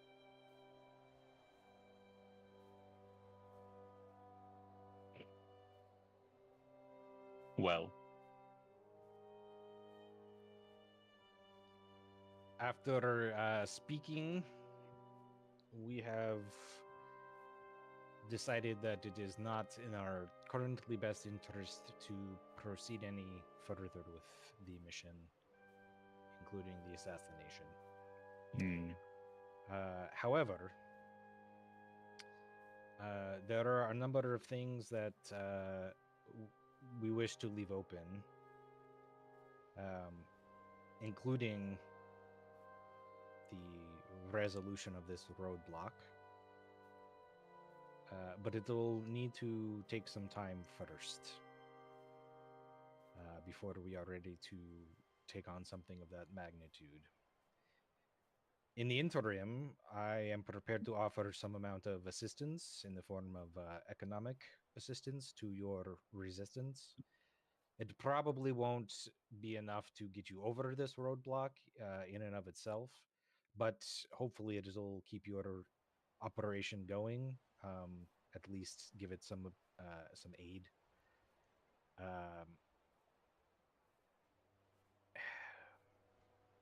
I guess there's a personal favor that I was hoping that we could get from Kali, which is something of her personal effects.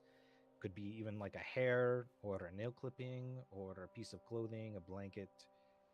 Really anything would be suffice. It will make it easier to spy and or communicate with her in the future.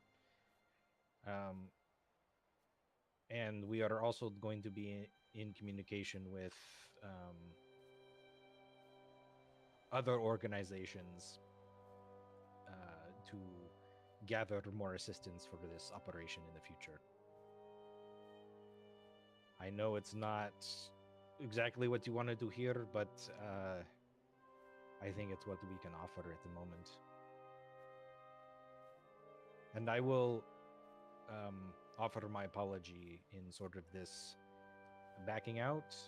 We were very ignorant as to what exactly was going on here and the depth of what we are getting ourselves into. And it wasn't until we kind of stepped in it that we understood exactly what was at stake, which is why we are backing out. But for that, I do apologize. It was not intentionally meant to be a game that we are playing or to string people along. It was simply our ignorance. And for that, I take responsibility. Our fight is not yours. It's fine. No, but I don't like what is happening here. Probably a lot less than those of you who are stuck here like what's happening here. And while you're right, this is not our fight at the moment. I can't sit by and do nothing, which is why I offer some aid. But also, this will become our problem in the future if we do not help deal with it now, if that makes sense. The hegemony is not going to stop, with a few islands or one country or one continent. They will come for us eventually. And I'd rather not be surprised when that happens.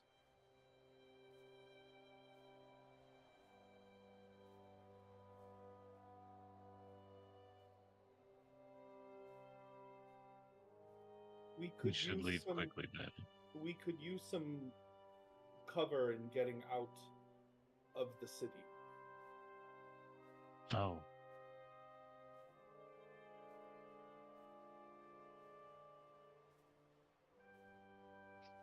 Jeffrey will help you out.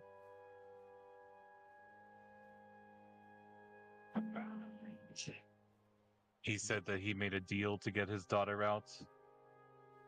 I believe that's already been handled. Insurrection, insurrection, insurrection. And with that word sort of ringing with a faint magical taint, all the manacles around your wrists close and lock.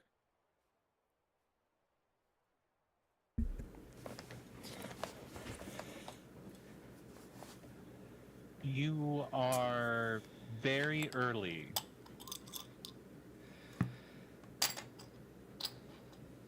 I don't think anyone's wearing their manacles down here.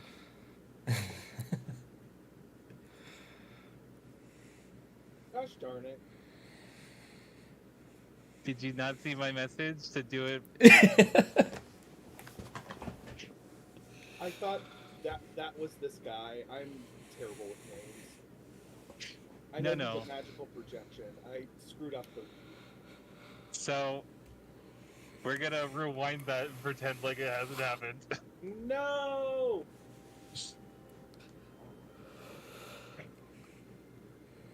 We could just say we were wearing the shackles for the sake of...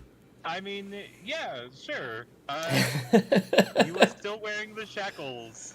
The door is kicked in, and a dozen men in black armor, filigreed in gold, wearing serene-looking masks that are kind of cherubic, with even like the curly hair ringing the outside of it, all with kind of like metal papals also sitting atop it. More than a dozen judges of the Scions are here. Their armor is adorned with clockwork gears and servos. You see vials of liquid pumping into them as they enter, as they activate their blue moon, which some of you might recognize as the drug that's made with Bessium that enhances spellcasting and abilities. Leaf vanishes the moment the door is kicked in, with a look of surprise on his face. Anyone who wants to roll sense motive can? So Persephone is going to immediately look at Todd to gauge his reaction as to what's happening. How's Todd reacting? Well, to everybody's surprise, he's not. As if he was expecting this. As if he was expecting this. Well, minus one part. He's a little bit surprised by the ship captain's activation of your mandibles, but... Are you? I didn't know he had that capability, specifically, That's one. Fair. That's fair. You did clock that he was planning on betraying the party, though. Correct. Well, So, I mean, Vexus is Delightfully. tyrannical, but so yeah, Vexus, you kind of had a background process going that's been translating these old files. And there's one last file that, like, pings and finishes decoding. And it's a mark of propriety. Propriety Tech, Vanguard Incorporated. well, Is on the deepest parts of Vexus's programming.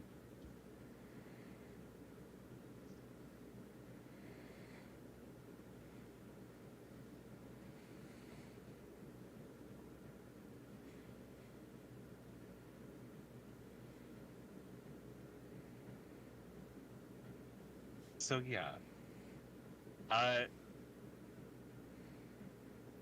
fighting back from here is going to be hard.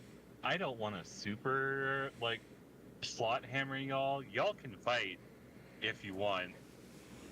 This is not a fight you are likely to win. Do you relent or fight? What restrictions does being shackled have in terms of spellcasting and fighting?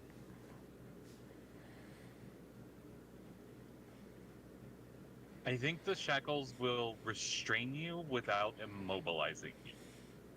An important distinction. It might make spellcasting harder. I'd give you a DC 5 flat check for all of your spellcasting while you're restrained in such a way.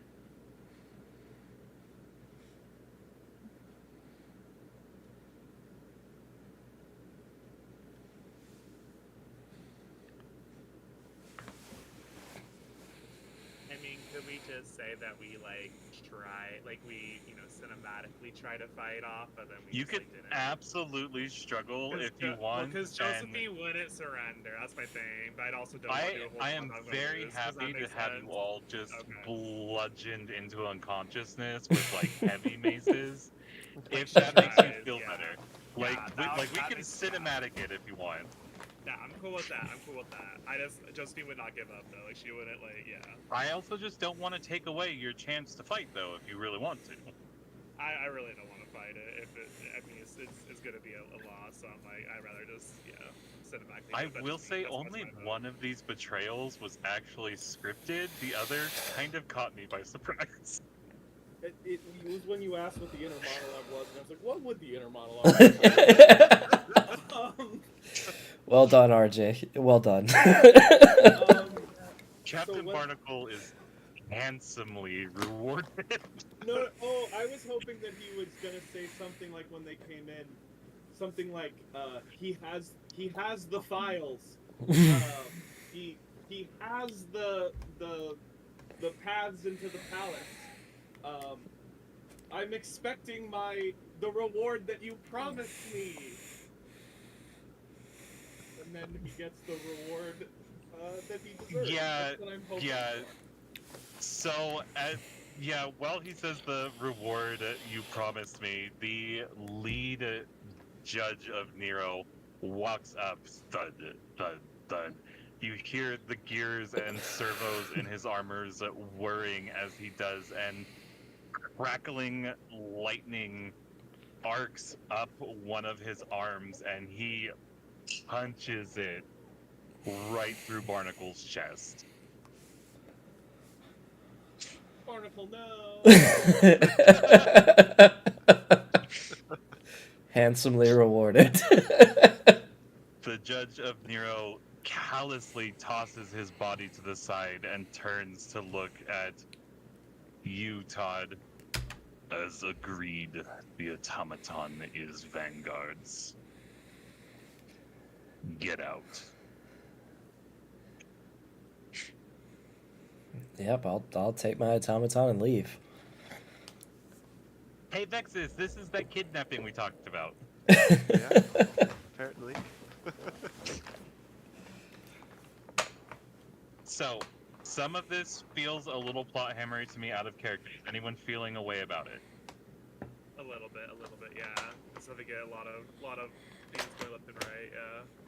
There's a lot going on. This isn't quite how I expected it to go. It was supposed to happen out on the street with the Scions marching towards you. I'm sorry. Names, unless I'm actively taking name notes, which for whatever reason I was not doing tonight, I can't tell names apart. I have name blindness. That's my bad. Jeff and Improvise. Leaf both end with F. That's the justification I get there. Yep. That is fair. By the way, this is very doable for the group. I designed saving Lev's sister with the group's level and powers in mind. I love how terrified you all were. Yeah, I did not want to fuck with it, like, I'm being honest. I'm afraid I may have over scared you a little bit, but this is doable.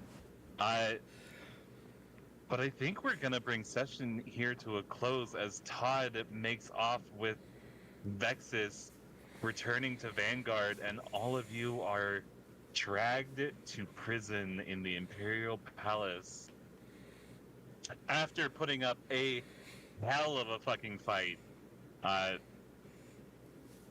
Can I say that I got a spell off on Todd? Yeah, what do you want?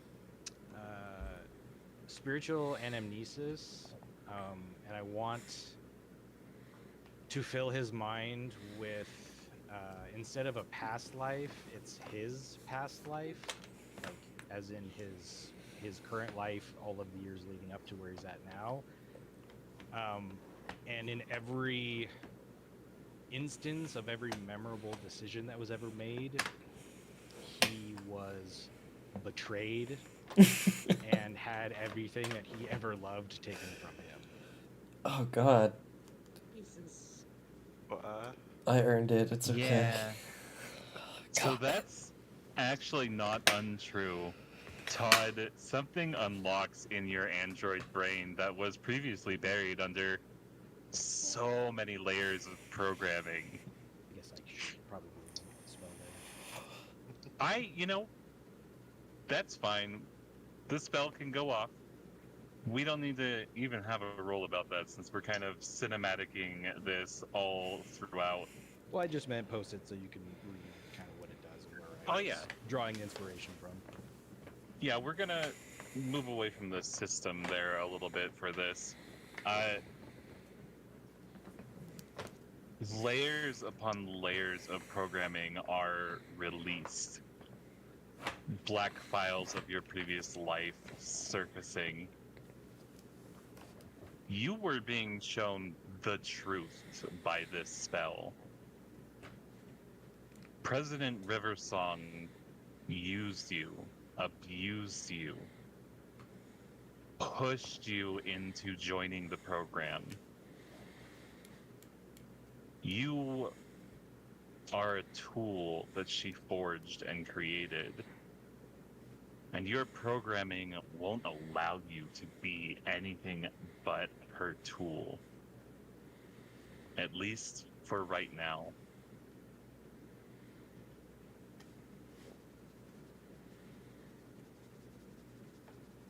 For right now.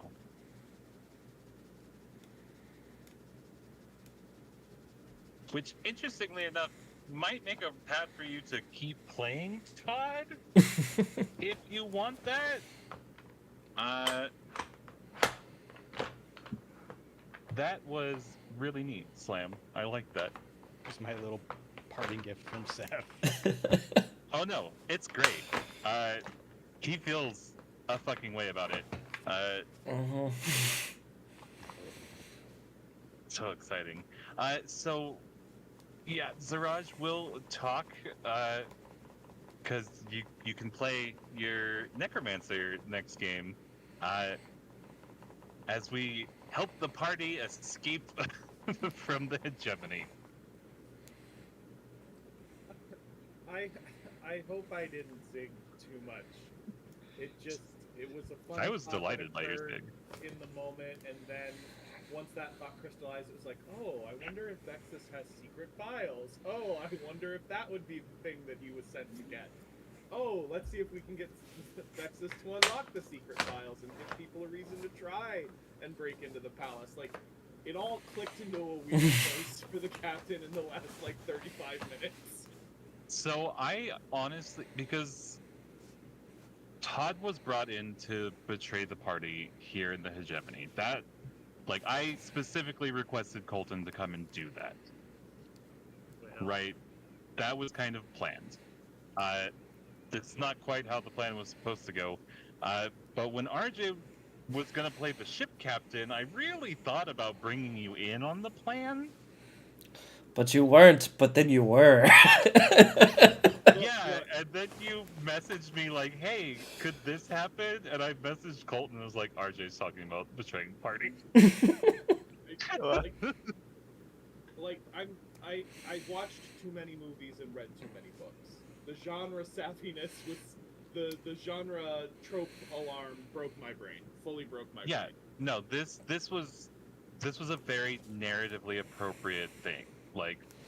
This was the place for the betrayal. Absolutely. It was gonna happen one way or another. That makes you feel better. Well, the manacles Yeah. didn't even Yeah. start with that, guys. By the way, it was just a fun detail for how would you appear to be slaves? And then it wasn't until I was asked to think about it that I was like, wait, why is this pirate captain so effing noble? I do want to, real quick, Pandora, you said you're feeling a way about it. Do we need to... No, I'm fine. No, I just was. Okay. It was getting plot heavy, so I was like, oh girl, it was I was already nervous enough with this whole part, and I was like, you know what, I'm gonna just trust, Todd and everyone. And I was like, well, there goes. Is our anyone guy. feeling negatively about it? That's what I really want to address. My only real complaint was I would have maybe liked to get revenge on the pirate captain at the. Seeing him die is almost good enough. So. I mean, there's always necromancy. There is always necromancy. This brings the dark side out in Seth, and she just raises you so she can kill you over and over and over again. Yeah. Funny you enough, got what's the your staff. new character's class, Lev? What is her class? Oh yeah, it's Necromancer. Yeah. Yeah, so you're putting Vexus on a hiatus for a little bit? For a little bit, yeah. Okay. Yeah, I don't think it's a permanent thing, but Until you save him. yeah, now there needs to be a rescue Vexus story. No, I just burn this whole family line to the ground. There's a nightmare. Even worse, you just gave them back their only sentient automaton. Now imagine hundreds of them. So here's the thing: the rescuing of Vexus will take you guys to Binon Suo. So it'll take you to another big country and get you introduced to that country. Where you meet Eloise? I mean, if Mel wants to play Eloise for a couple of sessions, yeah, absolutely. Never down to, or never opposed to playing my badass grandma that kind of came to be, but never fully came to be. So She's still the mother of gears. hell yeah. That is canon now. She is the mother of the gears. Not gonna change it. Anyways, that's gonna be all for us this week, everyone. Thank you for joining us and watching. Tune in this weekend for our Transylvania Chronicles and World of Fractured Shadows, and next week again for Elthea Broken. Have a good night. Good night. Bye.